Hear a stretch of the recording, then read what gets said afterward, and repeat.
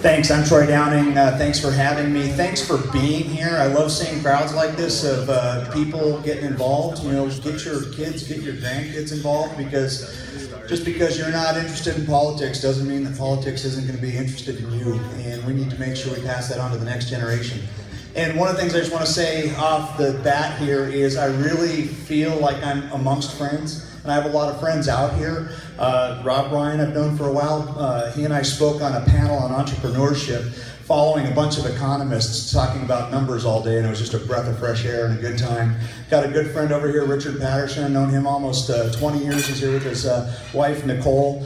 You know, great people. I came out with him probably 19 years ago and served beer at the fundraiser for the Corvallis Volunteer Fire Department. And I love this area. I love the people, and thank you for having me.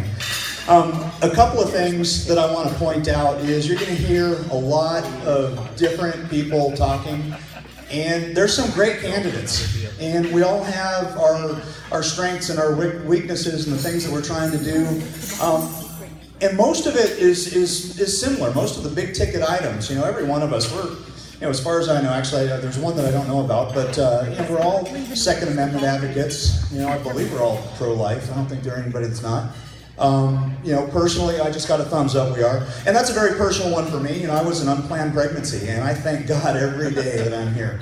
And I thank God that I was given a chance to be here. 50 years later, I'm still kicking. And I will be the biggest advocate there.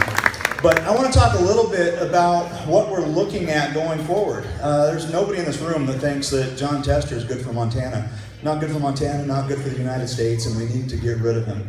And we need to get rid of him, whoever we put forward. So one of the things that we have to think about is what's resonating. What's resonating in the United States? What's resonating in Montana? You know, what kind of a story, what kind of a person is going to do that? And I'm not a politician. I get this all the time. So people say, you get up there, you don't sound like a politician, you don't talk like a politician. And I take that as a compliment, because I want to see the end of the career politician, and I want to see a rebirth of the statesman, of somebody that goes to DC and does the work of the people and doesn't treat that as a career. And so, thank you.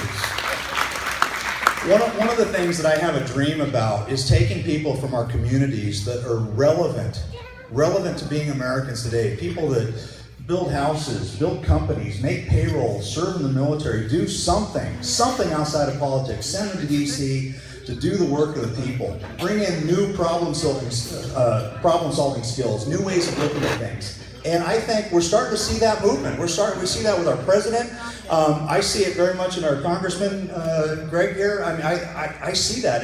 I'm excited. I want to be part of that. And so I want to tell you just a little bit about me really quick, because if you understand where I came from, you'll understand why I think I am that candidate. You know, I grew up in a very poor family, and I realized early on that I had to work for everything I had. And I don't look back at that and frown. I look back at that and smile. It made me who I am. I have problem-solving skills. You know, I understand, you know, the value of hard work. And I built my American dream, and I was very successful. And I've had careers. I was a research scientist at the Quran Institute of Mathematical Sciences. I taught at New York University.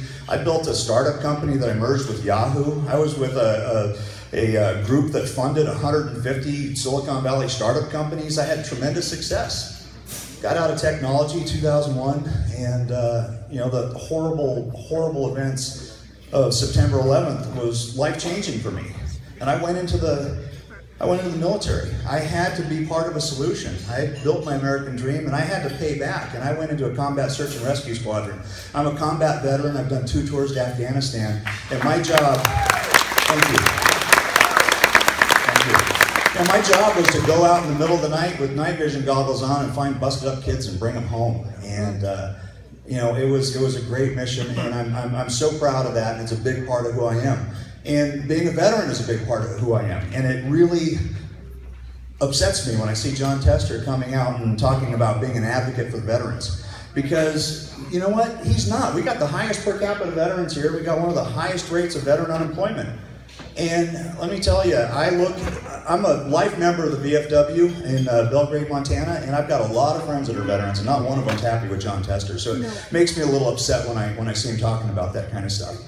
And In my post-military career, I built a real estate company that was coast to coast. It's not an interesting one to talk about. We buy and manage self-storage properties, but it's been very, very good. So what I just want to say is I have skills outside of politics, and I think that's the kind of candidate that we need to send against John Tester, and I think that's the kind of candidate that can go to Washington, do the work of the people, and go home. I'm Troy Downing, troydowning.com. And I love your support. Come find me at the back if you have any questions. Thank you.